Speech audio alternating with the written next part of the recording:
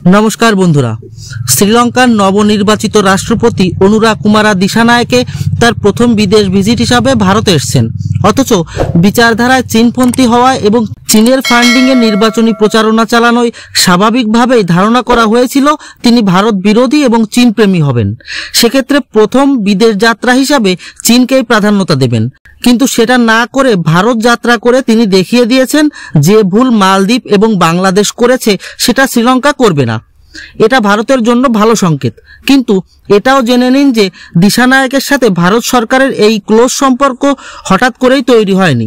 শ্রীলঙ্কার রাষ্ট্রপতি নির্বাচনের বেশ কিছুদিন আগে থেকেই ভারত বুঝতে পেরেছিল দিসানায়কের ভবিষ্যৎ সম্পর্কে।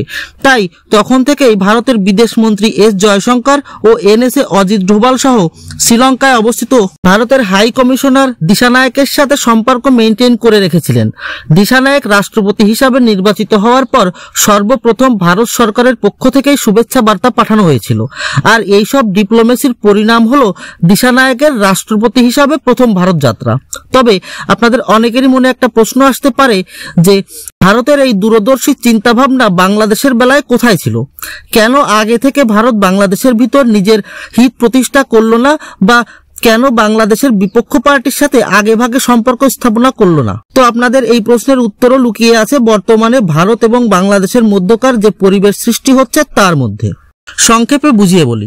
প্রথমত, বিজেপি এবং আরএসএস এর সব থেকে মহত্বাকাঙ্ক্ষী ইচ্ছার মধ্যে অন্যতম হলো অখণ্ড ভারত। পুরোপুরি না হলেও যতটা সম্ভব ততটা। জানি শুনতে অসম্ভব লাগতে পারে, কিন্তু এমন অনেক অসম্ভব ঘটনা আছে যা এই সরকার সম্ভব করেছে। যেমন ধারা 370(35) এ বাতিল করা, রাম মন্দির, মেক ইন ইন্ডিয়া, লাগাতার 3 বার সরকার বানানো, অর্থনৈতিক উন্নতি, নির্ভীক কূটনীতি ইত্যাদি। দ্বিতীয়ত, হাসিনা ভারতের বন্ধু হওয়ায় সে ক্ষমতায় থাকতে বাংলাদেশকে টার্গেট করাটা খুবই বেইমানি হয়ে যেত। হাসিনা সরলে বাংলাদেশের অবস্থা ধীরে ধীরে সিরিয়ার মতো হয়ে যাবে, আর বাংলাদেশ একেবারে ভারত বিরোধিতায় পাগলের মতো কর্মকাণ্ড শুরু করবে। বাংলাদেশের একটা ভুল ভারতকে সুযোগ করে দেবে কার্যসিদ্ধি করতে।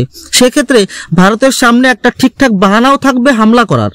আর সুযোগের কিভাবে সদ্ব্যবহার করতে হয় তার প্রমাণ হলো রুশ ইউক্রেন যুদ্ধে রাশিয়ার তেল কিনে ইউরোপকে বিক্রি করা, চীন থেকে বিদেশি কোম্পানি চলে যেতে থাকলে তাদের আকর্ষিত করে ভারতে নিয়ে আসা, বাংলাদেশের গার্মেন্টস ডিল ভারতে শিপ করে নেওয়া ইত্যাদি।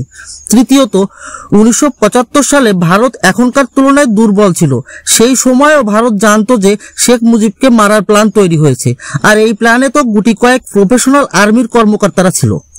এই রকমের টপ সিক্রেট প্ল্যানের ব্যাপারেও তখন যদি ভারত আগে থেকে জানতে পারে, তাহলে এখন এসে এত বড় আন্দোলনের সম্পর্কে যে ভারত অনেক আগে থেকেই এবং বিস্তারভাবে জানতো না, সে কথা কি হজম করা সম্ভব?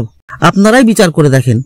যাই হোক, ভারত যে ঠিক কোন প্ল্যানে সামনে এগোচ্ছে সেটা কিছুটা আন্দাজ করা সম্ভব। বাকি যারা এই বিষয়ে সঠিক জানেন তারা কখনোই সামনে এসে বলবেন না। আর তাই যারা এটা বলবেন যে শ্রীলঙ্কার মতো আগে থেকেই ভারতের উচিত ছিল বাংলাদেশের বিরোধী দলনেতাদের সাথে সম্পর্ক তৈরি করে রাখা, তাদের একটাই কথা বলবো, ভারত সব জেনে বুঝেই এই সব কাজ করছে। তাই নিশ্চিন্তে থাকুন, ভারতের সুরক্ষা এবং হিতের ক্ষেত্রে সব থেকে ভালো যে জিনিস সেটাই করবে ভারত সরকার। যাই হোক, শ্রীলঙ্কার রাষ্ট্রপতি দিসানায়ক শপথ গ্রহণের দিনেও বলেছিলেন আর ভারতে এসেও বলেছেন যে শ্রীলঙ্কা এমন কোনো কাজ করবে না যা ভারতের সুরক্ষার জন্য চিন্তার। আর শ্রীলঙ্কার ভারতের সুরক্ষার জন্য চিন্তার একটাই বিষয় রয়েছে, তা হলো চীন। ভারত সরকার ও শ্রীলঙ্কার ভিতর বিভিন্ন ধরনের উন্নয়নমূলক কর্মকাণ্ডে বিনা শর্তে সহায়তা করার আশ্বাসন দিয়েছে। শ্রীলঙ্কার সরকার এটাও হয়তো বুঝে গেছে যে ভারতের সহায়তা হয় বিনা শর্তে আর চীনের সহায়তা হয় শর্ত সাপেক্ষে। এখন দেখার বিষয় এটাই যে শ্রীলঙ্কা সরকার চীনের সাথে কোন ধরনের সম্পর্কের পথে হাঁটে, এবং চীনের রিসার্চ শিপ বা যুদ্ধ জাহাজ যদি শ্রীলঙ্কায় আসতে চায় তাহলে শ্রীলঙ্কা কোন ধরনের সিদ্ধান্ত নেয়। আপনাদের কি মনে হয়, শ্রীলঙ্কা কি আবারও বাংলাদেশ এবং মালদ্বীপের মতো ভুল করবে, না বুদ্ধির পরিচয় দিবে? কমেন্ট করে জানাবেন। ধন্যবাদ।